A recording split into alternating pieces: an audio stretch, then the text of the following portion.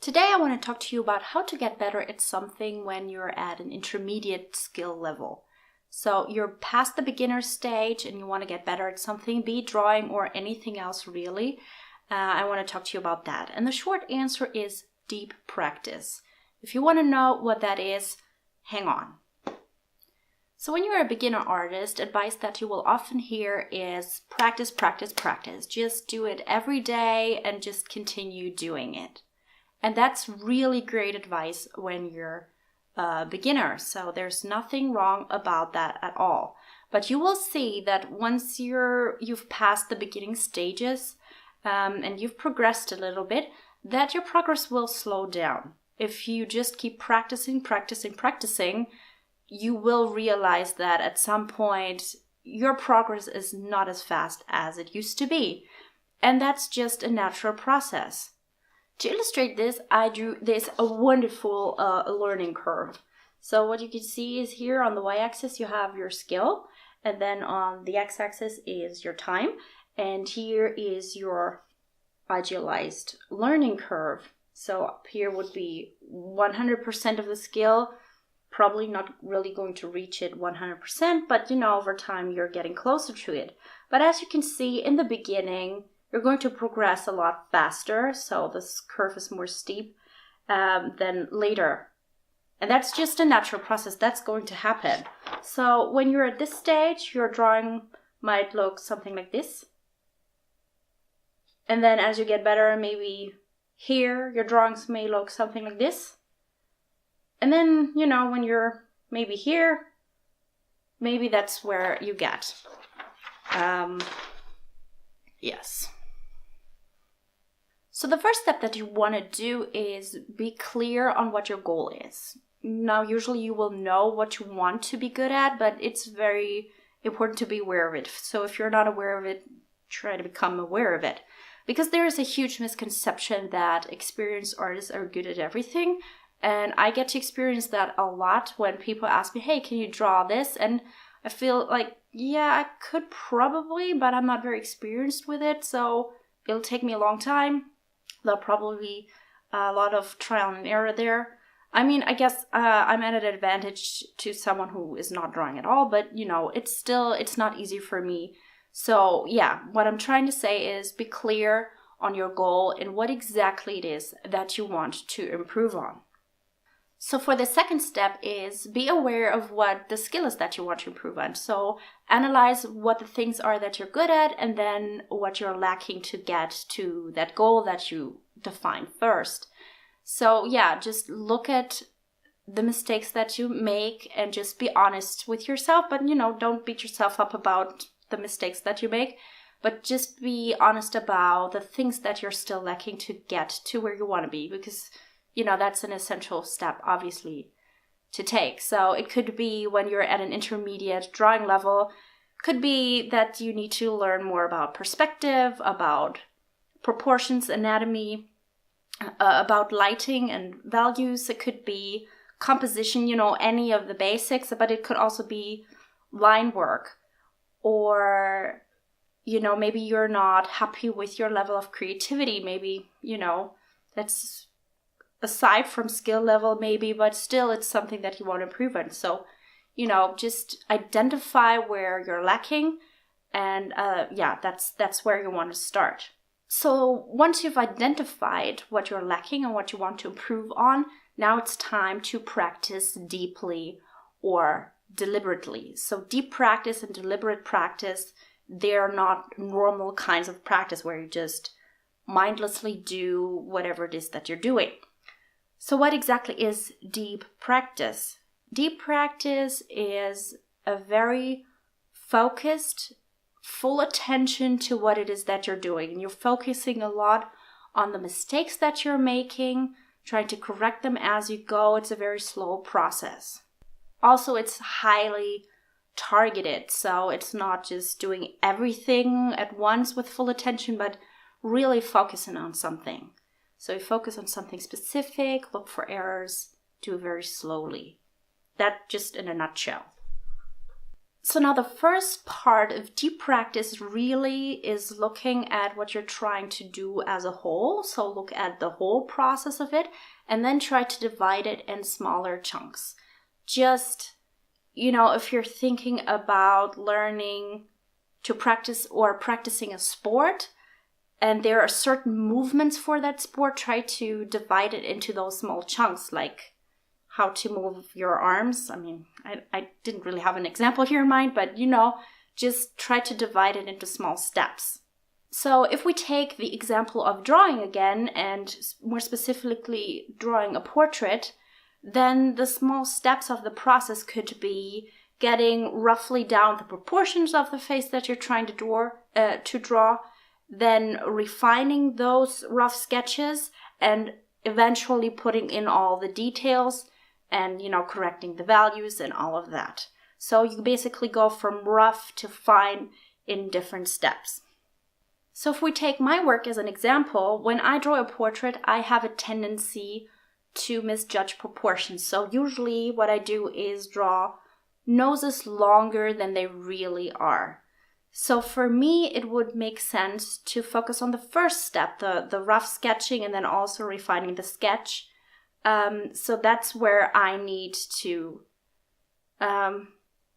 focus my attention on those first steps, because filling in the details is something that I'm comfortable with, but getting the right proportions down is something that, I can improve on. So that would be something that I could focus on, that particular chunk of the process.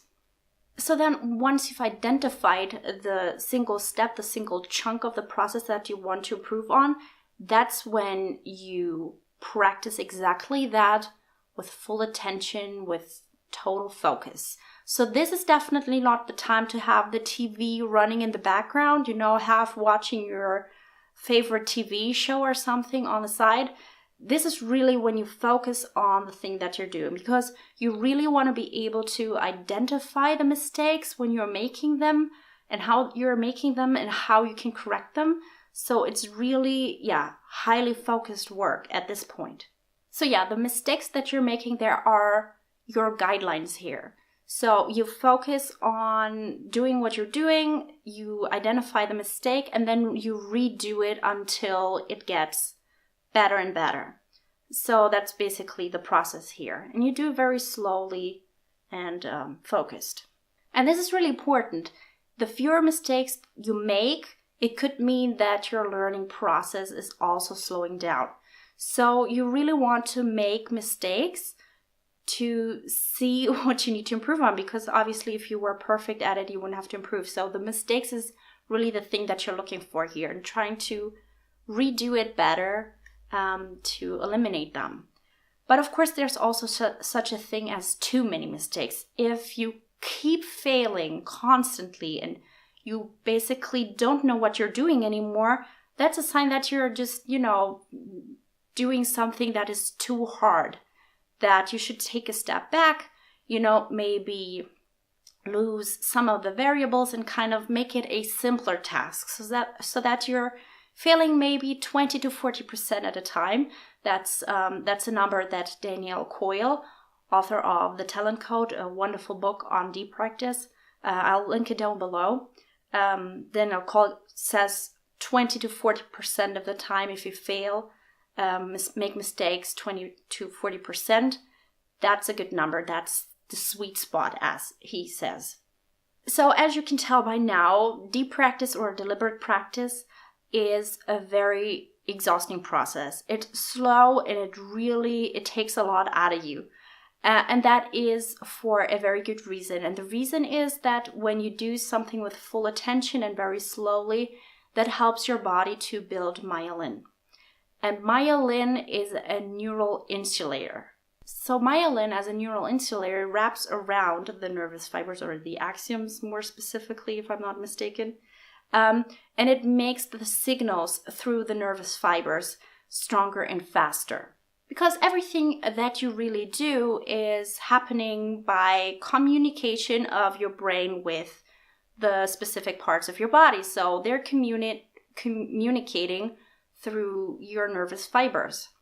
So then the stronger and faster those fibers are, obviously, the better and faster and stronger those actions will actually come to be. So when you do something repeatedly and practice something repeatedly, your body recognizes that this is an important action for it to be performing. So to help facilitate to make that action happen, it has an incentive to build myelin to make those certain pathways in our nervous system stronger and better. So it's kind of like building a highway from a dirt track. So at first it's not really important, but then you really focus attention on it, and then the highway just makes transportation so much faster. In a way, it's not much different from building muscles. So if you're, lifting weights, if you're lifting challenging weights over and over, your body will recognize that it really wants to strengthen those certain muscles to make it easier for you to lift those weights, because it recognizes that this is something that you will do repeatedly. So to minimize energy, which is really what our body is after, it will put more muscle fiber into those muscles that are, important for this kind of weightlifting. So that's really what the myelin process is as well, just on a very much smaller scale. So to sum up, deep practice is really quality over quantity. If you practice with full attention for like half an hour, you can get much more out of it, by increasing your skills, than if you mindlessly doodle for 5 hours. So really it's quality over quantity here. And then maybe on a side note, when you deep practice consistently, you'll obviously have good days and bad days. So if there's any chance that you can recognize what makes a good day, that'd be awesome. And then you can just, take that information and use it for the future. If you can't tell really the difference between good and bad days, try to feel it, but that's just, if you can, that's great. So at the end of this video, I would like to share a quote with you that I think is very related to deep practice, and the quote is attributed to Stephen Covey, who is the author of The 7 Habits of Highly Effective People, a book I haven't read, but it sounds very interesting to me. And Stephen Covey said that some people say they have 20 years when in reality they only have 1 year's experience repeated 20 times. And I think it's a brilliant quote, because there's so many people who always say, oh my God, I've been doing this for 10 years. And it really doesn't mean anything. First of all, we don't know how often they have been doing that throughout the 20 years, but then also we don't know the quality of their work. We don't know how they've been practicing. So, just on a side note, don't get intimidated if people say it took them that and that long a time. If you really want to learn something, try the deep practice thing, and I'm sure you get good results really fast. So I really hope this video was helpful for you. I really enjoyed making it, preparing for it and everything, because that's just a topic that I find really, really fascinating. And if you do too, I highly recommend Daniel Coyle's The Talent Code, which I already mentioned in the video. I'll link it down below so you can check it out if you're interested. Yes. Okay, so that's the end for me. Yeah, that's the end of the video.